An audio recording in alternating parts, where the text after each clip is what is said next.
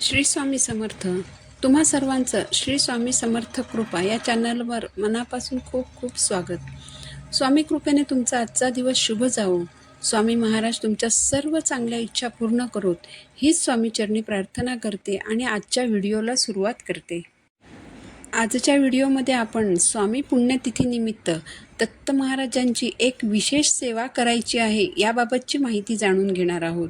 यासाठी तुम्ही व्हिडिओ शेवटपर्यंत बघा आणि चॅनलवर नवीन असाल तर चॅनलला सबस्क्राईब जरूर करा.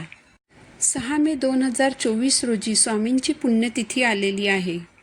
स्वामींच्या पुण्यतिथीनिमित्त अनेक स्वामी भक्त, अनेक स्वामी सेवेकरी अनेक प्रकारच्या सेवा करत असतात. स्वामी भक्त जीही कोणती इच्छा मनात धरून स्वामींच्या सेवा करत असतात. स्वामी महाराज भक्तांच्या त्या इच्छा पूर्ण करत असतात. श्री स्वामी समर्थ महाराज हे भक्तांना कधीही एकटं सोडत नाहीत. स्वामींच्या पुण्यतिथी निमित्ताने जर आपण गुरुचरित्राचं पारायण केलं तर त्यासारखी दुसरी सेवा नाही.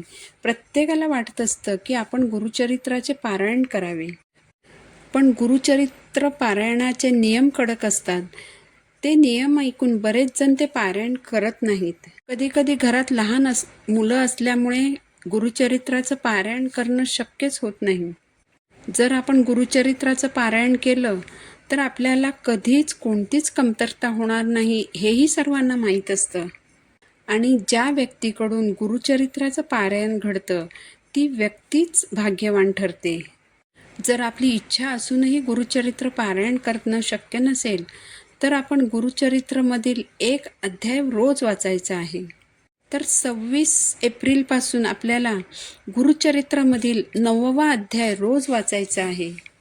तर श्री स्वामी समर्थ महाराजांच्या पुण्यतिथीपर्यंत आपल्याला गुरुचरित्रमधील हा 9वा अध्याय रोज वाचायचा आहे. हा एक अध्याय रोज वाचल्याने आपल्या इच्छा पूर्ण होणार आहेत. कधी कधी आयुष्यात इतकं दुःख आणि त्रास सहन करावा लागतो की एक अध्याय वाचल्याने आपले प्रश्न खरंच सुटतील का अशीही शंका मनात येते. कधी कधी तर सेवा सुरू केल्यानंतर अडचणी अधिकच वाढतात. पण इथे एक गोष्ट लक्षात ठेवायची आहे की तुम्ही जेव्हा सेवा करत असता तेव्हा स्वामी पण तुमची परीक्षा घेत असतात. ही तुमच्या परीक्षेची वेळ असते. अशा वेळेस स्वामींवरील विश्वास ढळू देऊ नका. स्वामी तुमच्यासोबत आहेत याची खात्री बाळगा आणि तुमची सेवा चालूच ठेवा. तुमचा स्वामींवर विश्वास हवा. एक अध्याय वाचल्याने तुमच्या सर्व इच्छा स्वामी पूर्ण करणार आहेत हा तुमचा विश्वास स्वामींवर असायला हवा. कारण स्वामींना अशक्य असं या जगात काहीच नाही. जी कोणती इच्छा मनात धरून तुम्ही स्वामींची सेवा करत आहात ती इच्छा तुमची स्वामी पूर्ण करणारच याची खात्री बाळगा. पण जे तुमच्यासाठी योग्य असेल तेच स्वामी तुमच्यासाठी निवडतात. जर तुम्हाला हवं ते नाही मिळालं तर समजा की याच्याहीपेक्षा जास्त काहीतरी चांगलं असं स्वामी तुम्हाला देणार आहेत. तसंच जे तुम्हाला हवंय ते नाही मिळालं तरी नाराज होऊ नका. तर तुम्ही हे समजून घ्या की ते आता जरी तुमच्यासाठी चांगलं आहे असं तुम्हाला वाटत असलं तरी भविष्यात ते तुमच्यासाठी चांगलं नसणार. म्हणूनच ते स्वामींनी तुम्हाला दिलेलं नाही याची खात्री बाळगा. गुरुचरित्रातील 9वा अध्याय वाचण्याची ही सेवा तुम्ही संकल्पयुक्तही करू शकता किंवा संकल्प न करताही ही सेवा तुम्ही करू शकता. 9वा अध्याय हा फार मोठा नाही, त्यामुळे हा अध्याय तुम्ही रोज सहज पठण करू शकता. पण हा अध्याय वाचण्यासाठी तुम्ही मोठा गुरुचरित्र ग्रंथ उघडायचा नाही. कारण श्री गुरुचरित्र हा एक पावन ग्रंथ आहे. हा ग्रंथ येता जाता हाताळायचा नसतो. त्यामुळे तुम्ही 9वा अध्यायाची छोटी पोथी विकत घ्यायची आहे आणि त्यातून हा अध्याय वाचायचा आहे. ही सेवा जर तुम्ही संकल्पयुक्त करणार असाल तर त्यासाठी सर्वप्रथम संकल्प करायचा आहे. ही सेवा केल्याने तुमच्या आयुष्यातील दुःख कमी होतात.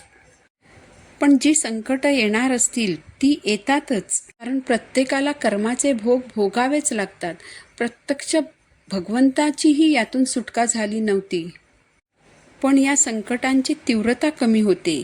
ते संकट तुमच्याकडे येईपर्यंत त्यातून बाहेर पडण्याचा मार्ग तुम्हाला स्वामींनीच दाखवलेला असतो. ही सेवा तुम्ही फक्त पुण्यतिथीपर्यंत करायची आहे असं नाही. तुम्ही नंतरही ही सेवा करू शकता.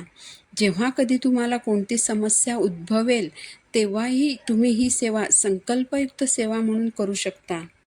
तुम्ही स्वामींकडे काहीही न मागता जरी ही सेवा केली तरी स्वामी तुमच्या सर्व इच्छा पूर्ण करतीलच, याची तुम्ही खात्री बाळगा.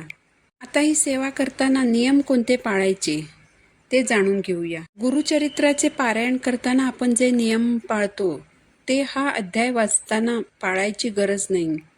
म्हणजे कांदा लसूण खाऊ नये किंवा सोफ्यावर बसू नये, जमिनीवर झोपावे, हे नियम इथे लागू होत नाहीत. पण मासिक धर्म असेल, सूतक असेल तर तेवढे दिवस ही सेवा करायची नाही. संकल्पयुक्त सेवा करणार असाल तर तेवढे दिवस मांसाहार कडकडीत बंद ठेवायचा आहे. संकल्पयुक्त सेवा करताना परान्न घेऊ नये, कारण परान्न घेतल्यामुळे आपल्याला बरेचसे दोष लागत असतात. ब्रह्मचर्याचे मात्र पालन करणे आवश्यक आहे. नित्यसेवेमध्ये सुद्धा तुम्ही ह्या अध्यायाचं पठण करू शकता. नित्यसेवेमध्ये जर तुम्ही या अध्यायाचं पठण करणार असाल तर परान्न आणि ब्रह्मचर्याचे नियम लागू होत नाहीत. नित्यसेवेमध्ये या अध्यायाचं पठण करताना मांसाहार करून अध्यायाचं पठण करू नये आणि ज्या दिवशी मांसाहार करणार असाल तेव्हा अध्यायाचं पठण करू नये. माहिती आवडली असेल तर चॅनलला सबस्क्राईब जरूर करा. पुन्हा भेटू नवीन व्हिडिओसोबत. श्री स्वामी समर्थ.